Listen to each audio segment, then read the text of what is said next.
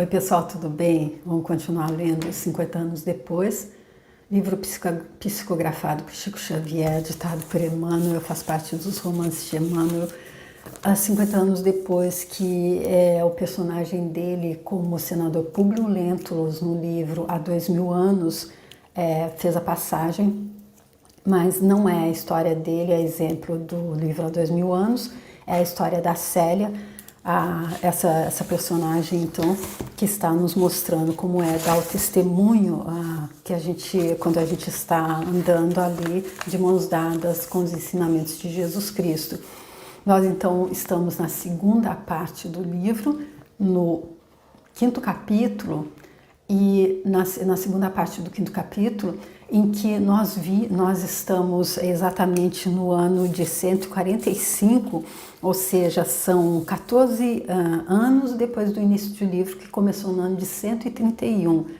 Nós vimos uma passagem bem forte aí, que foi o ano de 133, que foi o primeiro capítulo da segunda parte do livro, que foi intitulado A Morte de Quinéio Lúcius.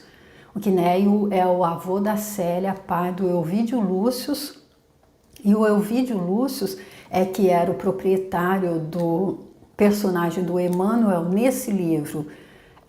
Nesse livro, o Emmanuel era um escravo judeu, mas ele já fez a passagem dele, porque como ele descobriu-se que ele era cristão, então ele foi também condenado ali e morto, junto com o filho dele, que é o Ciro, que é então o grande amor da vida da Célia, que é a nossa protagonista. E o Elvídio Lúcius, ele era aquele Pompílio Crasso do livro Há 2000 anos. Eu fiz o livro também, eu deixo a playlist toda aqui para você, que é interessante ver todos, porque é mais ou menos um gancho do outro, para a gente entender tudo direitinho, é bom ver todos. E deixo também toda a playlist de todo esse livro, para você entender também tudo que se passou desde o início, se você quiser ver também. E aí, então, nós vimos no vídeo anterior que esse quinto capítulo, ele começou, então, ali voltando, depois que nós acompanhamos no quarto capítulo toda aquela ida da Célia, depois que ela foi expulsa de casa, de Minturnes, ali na Itália, até Alexandria, na África, onde ela foi se internar, então, ali em um monastério. E para isso, como era um monastério masculino, eu acredito que o monastério é só para homem mesmo, o convento que é para mulher, não é? Se não me engano. Então, ela teve que ir em roupas masculinas. Ela, então, agora não é mais Célia, ela é o irmão Marinho. Mas aí, no final do quarto capítulo, a gente viu que, por causa de uma mentira contada pela filha do estalajadeiro, onde ela dormia uma vez por semana, quando ia fazer as compras do monastério, essa filha do estalajadeiro engravidou de um romano que foi embora, e aí, para se livrar da fúria do pai, ela disse que o pai era o irmão Marinho, e por isso ele foi expulso do monastério. Agora ela vive ali em uma casinha ali ao pé do horto, ali próximo ao monastério, e ela já curou, ela fez a primeira cura dela, e agora ela impõe as mãos e cura as pessoas que vão procurá-la. Porém, Emmanuel voltou e deu um salto de 10 anos na história, para que nós reencontrássemos todas as personagens daquele dia, então, do ano de 133, em que a Célia foi expulsa de casa, então, que o pai dela não a matou só porque a mãe dela interveio.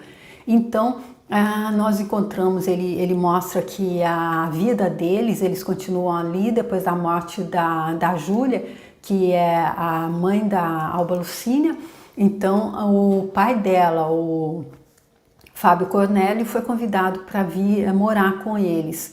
Então, Emmanuel começa falando da Alba Lucínia, que agora não tem mais a beleza da juventude que ela guardou por tanto tempo, porque agora parece que ela está ali corroída pelos arrependimentos morais dela. Então ela está muito já com os primeiros cabelos brancos, está muito abatida, e por mais que o Elvídio Lúcio faça para trazê-la de volta à alegria da vida, ele não consegue. Ele próprio, que também fica ali querendo se manter firme, mas também está sendo corroído pelos remorsos. O único que se mantém ali mais firme, então, é o Fábio Cornélio, que continua bem financeiramente, que é o que mais importava para ele, como vimos nas páginas anteriores, porque ele continua agora ele é o braço direito do novo imperador, já que o imperador Adriano morreu depois que ele passou ali, mudou a capital do império para Tibur, ele morreu, e então isso também fez com que o Cornélio ficasse muito bem. Porém, a Cláudia Sabina, nossa personagem central ali de toda a trama, que culminou com o afastamento, a expulsão da Célia de casa e trouxe toda essa dor para o lar deles, ela que era então ali muito bem socialmente e financeiramente por causa do imperador, o Adriano, ela que era mulher do prefeito Lólio Úrbico, que ela mesma matou, ela mesma assassinou ele e disse que ele teria se suicidado, fazia parte do plano dela para voltar para o Elvídio. E então ela, com a morte do imperador Adriano, ela ficou sem todo aquele séquito que a seguia por causa da posição social dela. O Emmanuel disse que ela continuou com dinheiro, que ela pôde morar onde ela quisesse, porém ela não tinha mais ela não representava mais nada para a sociedade. E a Atéria, uma outra personagem super importante que fez parte ali de tudo isso que aconteceu ali há 10 anos, quando a Célia foi expulsa, foi ela que fez a parte que cabia do plano ali na casa do Elvídio, que foi montar todo um cenário como se a mulher dele tivesse dado à luz a um recém-nascido, que ela pegou ali na rua, ali onde ficavam os enjeitadinhos recém-nascidos, e trouxe para casa. Porém, a Célia interveio e por isso ela foi expulsa de casa. Então, a Atéria, agora ela tinha ficado ali, a Cláudia Sabina não pôde nunca mais contatá-la, nem para saber o que deu errado no plano. A Cláudia Sabina, então, estava ali muito triste, e aí ele conta, o Emmanuel conta que ela também encontrou o cristianismo, porém todo o ódio que trazia no coração dela não dava para fazê-la entender que a mensagem de Jesus Cristo, de fraternidade e de perdão, então ela continuou com muito ódio no coração. E a Atéria, no final do vídeo anterior, nós vimos que a Atéria que tinha conseguido tudo que ela queria, que ela só entrou no plano da Cláudia Sabina por dinheiro para ter uma velhice tranquila ao lado dos dela, era isso que ela estava pensando, e ela conseguiu comprar o sítio que ela queria, e ela já não trabalhava mais na casa do Elvídio. Agora ela volta, e nós vimos ali no último vídeo, que ela volta e a Alba Lucínia a recebe e ela pede para que ela chame o marido e o sogro, o marido e o pai, na verdade é sogro do Elvídio Lúcio, o Fábio Cornélio e o Elvídio Lúcio, e aí ela vem para contar alguma coisa. Vamos ver o que foi que a Atéria veio revelar aqui para os três. Então agora, para dar continuidade nessa segunda parte do 5º capítulo, eu peço a Jesus Cristo que possa me abençoar, possa abençoar a minha leitura para que ela seja fluida, de fácil entendimento, e que os meus comentários sejam pertinentes, que eles possam acrescentar, senão que eu não os faça, para te abençoar você que está assistindo. Se tiver uma mensagem, esse livro é cheio de mensagens, é como se fosse um manual de instrução, que Emmanuel alerta, leia e medite. E se você precisar captar alguma das mensagens que estão sendo passadas aqui, que você possa captar. E agradeço muito a Chico Xavier e Emmanuel, eu peço que eu possa ser inspirada para fazer os comentários. Muito obrigada e obrigada a você que está assistindo. Então, terminou dessa forma. A Atéria então chegou ali e pediu a Alba Lucínia que queria falar com os três, com ela, o marido dela e o pai dela, que era o Fábio Cornélio e o marido Elvídio Lúcio. Aí então vamos ver. Reunidos num gracioso cubículo junto do tablino, a Atéria falou nervosamente com intensa palidez no semblante. Foi assim que terminou o vídeo anterior. Venho aqui fazer uma confissão dolorosa e terrível e não sei como devo expor meus crimes de outrora. Hoje sou cristã e perante Jesus preciso esclarecer aos que me dispensaram no passado uma estima dedicada e sincera. Então aqui eu não me lembrava se a Atéria então estava vindo aqui fazer uma confissão que a gente já adivinha, já tem uma ideia do que seria, apenas para liberar a própria consciência, apenas por desencargo de consciência, ou se ela tinha também sido, então, ali apresentada, introduzida a doutrina cristã, e ela dizendo agora que então ela é uma cristã. Então, perguntou Elvídio, julgando-a sob a influência de uma perturbação mental. És hoje cristã? Sim, meu senhor, respondeu de olhos brilhantes, enigmáticos, como que tomada de resolução extrema. Sou cristã pela graça do Cordeiro de Deus que veio a este mundo remir todos os pecados. Até há pouco preferiria morrer a vos revelar meus dolorosos segredos. Tencionava baixar ao túmulo com o mistério terrível do meu criminoso passado. Mas de um ano a esta parte, assisto às pregações de um homem justo que nos confins de Benevento anuncia o reino dos céus com Jesus Cristo, induzindo os pecadores à reparação de suas faltas. Desde a primeira vez que ouvi a promessa do Evangelho do Senhor, sinto o coração ingrato sob o peso de um grande remorso. Além disso, ensina Jesus que ninguém poderá ir a Ele sem carregar a própria cruz de modo a segui-lo. E eu faço uma entrada aqui, porque para mim, por exemplo, na minha religião, me foi passado que Deus é ciumento vingativo e que Jesus Cristo ele veio dar o sangue dele para lavar os nossos pecados. Então aqui, sempre eu entendi que não podia ser isso, porque seria injusto, já que dizem também que Jesus Cristo só fundou uma única religião, aqueles que são de outra não teriam então os pecados lavados, seria uma injustiça. E também porque aqui está bem claro, olha aí, Jesus Cristo, ele veio, ele ensinou que ninguém poderá ir a ele sem carregar a própria cruz, ou seja, sem entender aquilo que fez e fazer por onde se limpar, porque cada vez que a gente comete um ato como esse que a Téria comentou, a gente se suja, como o próprio Quinéio Lúcio, avô da Célia, disse em uma das passagens anteriores desse livro, a gente se enlameia todo, então a gente tem que se limpar, a gente tem que se lavar, é isso, só dessa forma a gente pode, é essa própria cruz que a gente carrega.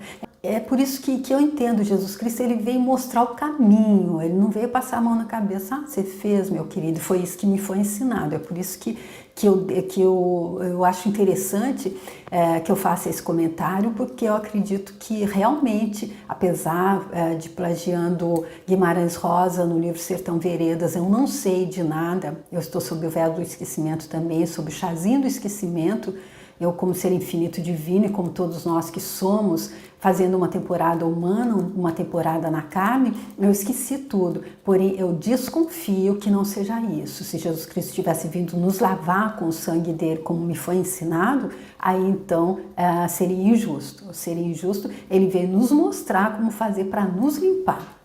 Ou seja, como carregar a nossa própria cruz. Ou seja, aquela história do vaso chinês, do professor Hélio Couto. A gente quebrou o vaso chinês, tudo bem, tá perdoado, não tem isso de porque quebrou um vaso chinês, existe um lugar que a gente vai ficar, como outra coisa que me foi dito, aquele que não entendeu vai pro, como que é? Queimar no fogo do inferno eternamente. Então, para mim, eu nunca acreditei em inferno e em diabo, que existem sim como energia negativa.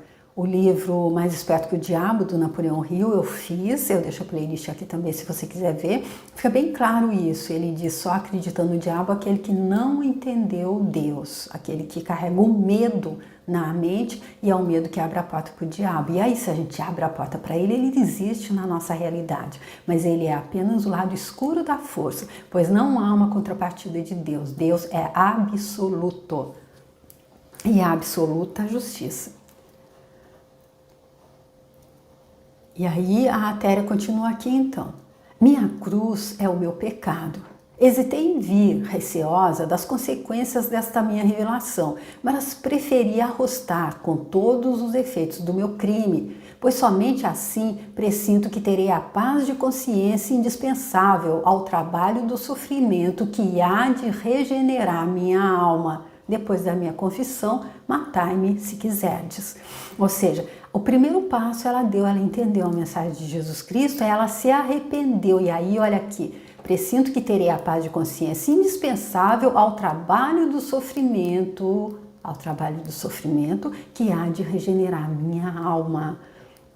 Então, olha aqui, a gente vendo a Célia passando por tanta coisa e ela mesma disse, no passado eu fiz, o Ciro nas interações que ele tem com ela em sonho, ele disse também, a gente viu o próprio senador Públio Lentulus, que ali há 2000 anos foi quem foi, classificado de uma alma orgulhosa e fútil e, como que diz, esqueci a outra palavra, rasa, esqueci a palavra realmente agora, e aqui nesse ele era ali um cristão, um escravo que foi morto ali porque não renegou Jesus Cristo, e no livro anterior ele teve a oportunidade de se encontrar com o próprio, ele respirava o mesmo ar que Jesus Cristo, eles estavam encarnados no mesmo momento e ele não entendeu.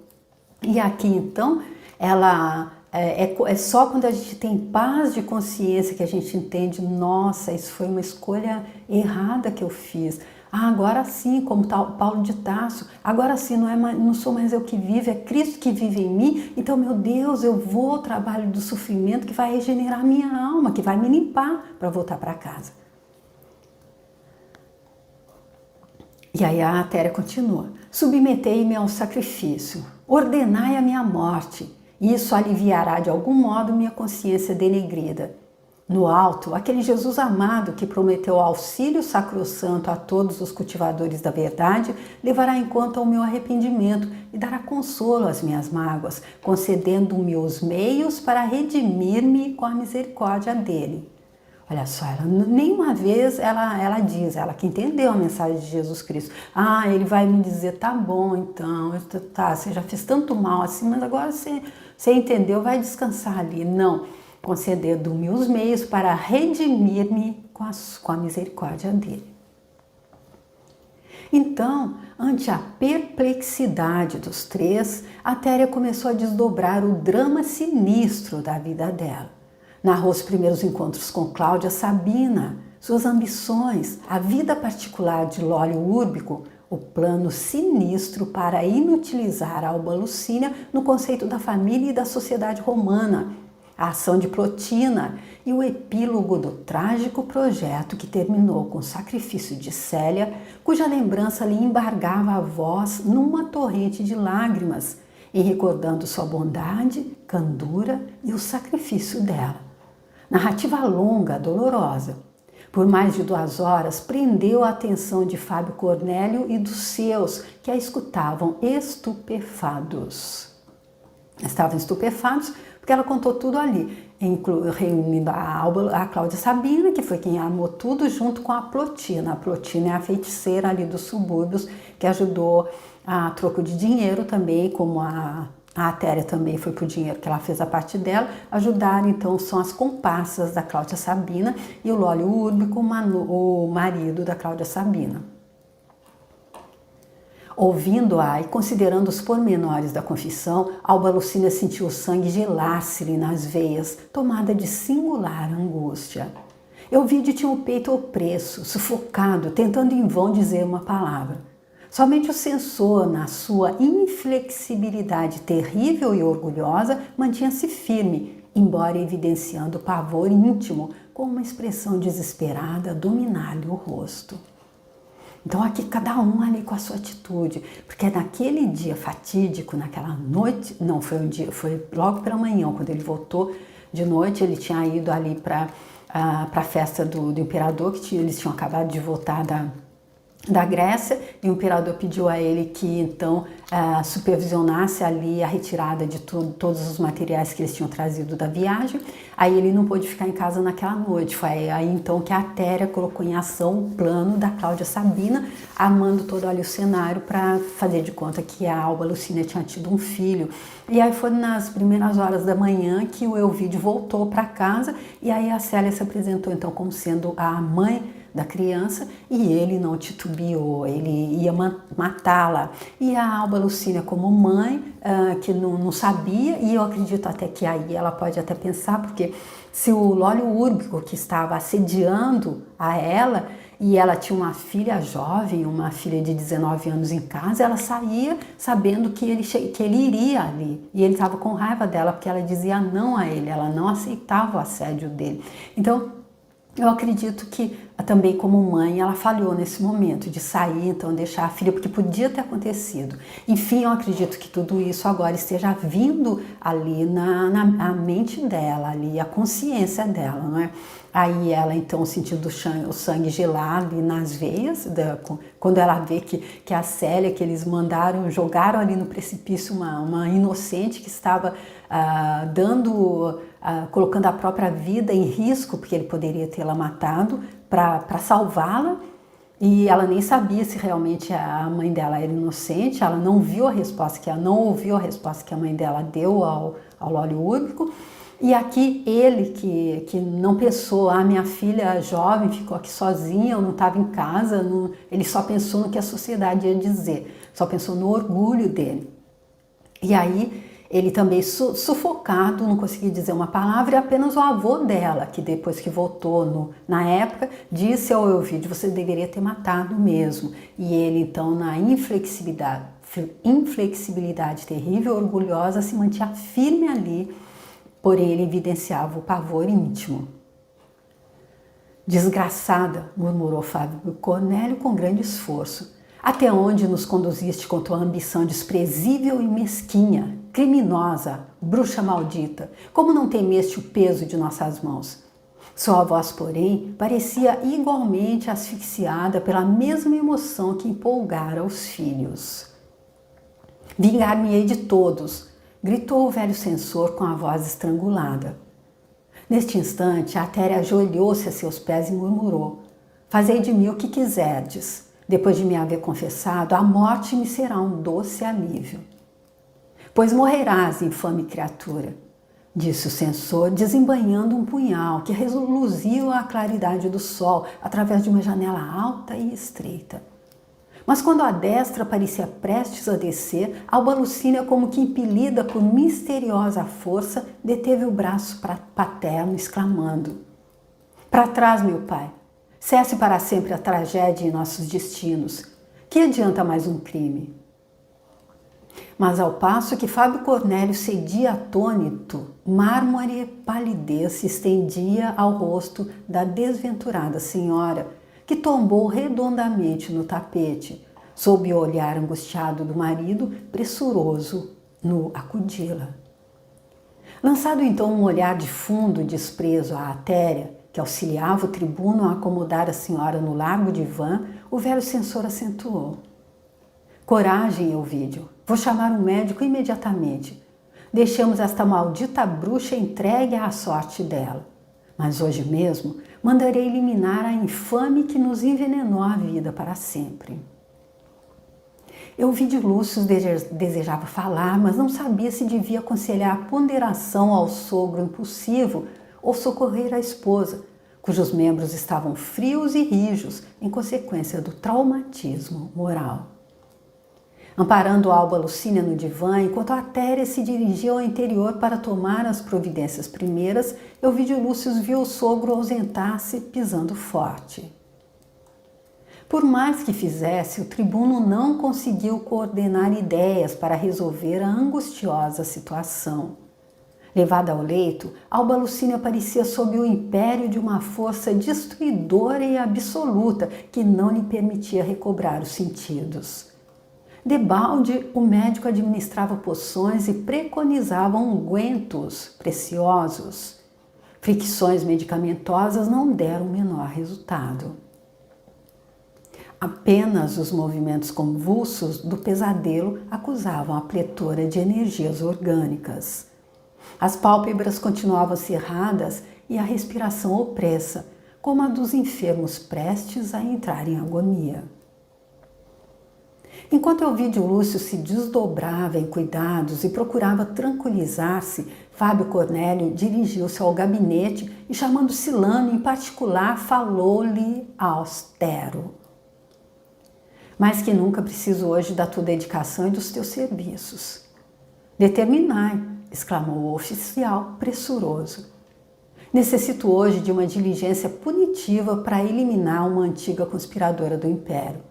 Há mais de 10 anos observo-lhe as manobras, porém só agora consegui positivar os crimes políticos dela e resolvi confiar-te mais essa tarefa de singular relevância para a minha administração. Então vamos analisar aqui o que está acontecendo. Ele chega, então, o Fábio Cornélio, ele está determinado a eliminar a Cláudia Sabina, que ele acabou de saber pela confissão da Atéria, que foi quem armou todo o complô para tirar, então, o Elvídio Lúcio da companhia da mulher dele. Então, para isso, ela colocou a Atéria ali na casa deles, que plantou ali toda uma situação, um cenário para se fazer com que se a Alba Lucínia tivesse tido um filho e a Célia tomou o lugar da mãe, nós já vimos tudo isso, por isso eles a expulsaram e tudo. Porém, agora ele descobriu tudo isso, então ele vai mandar eliminar a Cláudia Sabina, ele queria matar a Atéria, mas a Alba Lucínia não deixou. E aí ele chama quem? O Silano. E quem é o Silano? O Silano é o filho da Cláudia Sabina com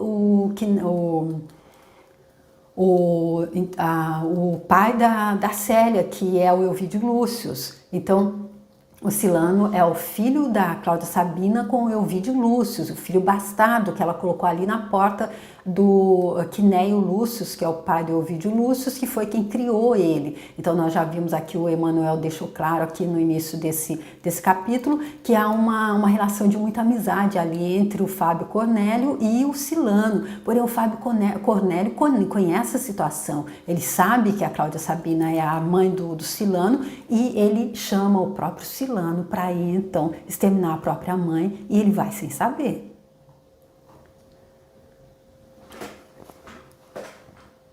Então ele continua, ele diz então aqui que ele está confiando-lhe, confio-te mais essa tarefa de singular relevância para a minha administração. Pois bem, exclamou o rapaz serenamente, dizei do que se trata e cumprirei vossas ordens com o zelo de sempre. Levarás contigo Lídio e Marcos, porquanto necessito auxiliar-te com 2 homens de inteira confiança. E, em voz discreta, indicou ao preposto o nome da vítima, a residência, condições sociais e tudo quanto pudesse facilitar a execução do sinistro mandado. Por fim, acentuou com voz cavernosa: mandarei que alguns soldados cerquem a chácara de modo a prevenir qualquer tentativa de resistência dos fâmulos. E depois de ordenares a abertura das veias dessa mulher infame, dirás que a sentença parte de minha autoridade em nome das novas forças do Império. Assim o farei, retrucou o emissário resoluto. Trata de agir com a maior prudência. Quanto a mim, volto agora à casa onde reclamam minha presença.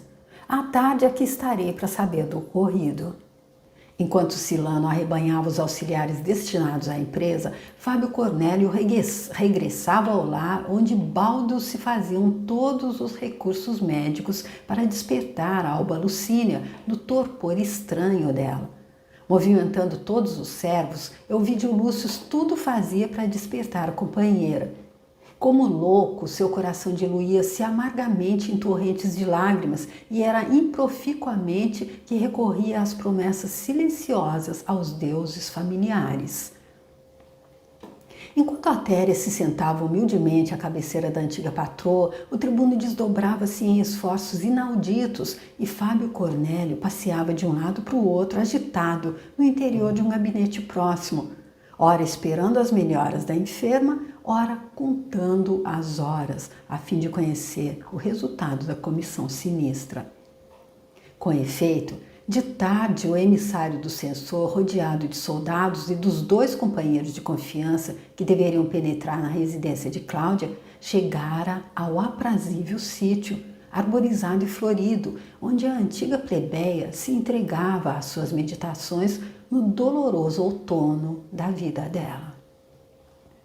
A viúva de Lólio Úrbico passara o dia entregue a reflexões amargas e angustiosas.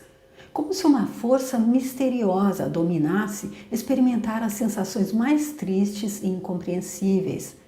Em vão passeara pelos deliciosos jardins da principesca residência, onde as avenidas graciosas e bem cuidadas se saturavam dos fortes perfumes da primavera.